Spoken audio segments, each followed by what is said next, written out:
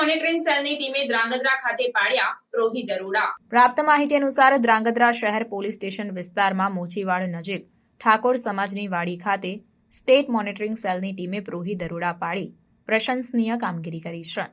જણાવી દઉં કે આ કામગીરી અંતર્ગત IMFL બોટલ 15 જેની કિંમત ₹1,200, વાહન જેની કિંમત ₹35,000 તથા રોકડા ₹40,270 મળી અને 7 મોબાઈલ ફોન સાથે કુલ કિંમત ₹1,36,970નો મુદ્દામાલ જપ્ત કરાયો છે।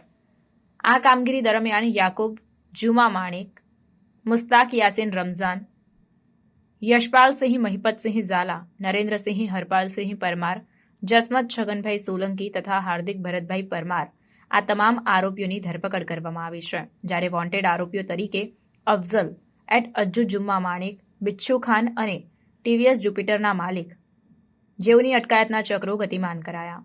જણાવી દઉં કે આ કામગીરી દરમિયાન સ્ટેટ મોનિટરિંગ સેલના PI RK કરમતા દ્વારા સરાહનીય કામગીરી કરવામાં આવી છે।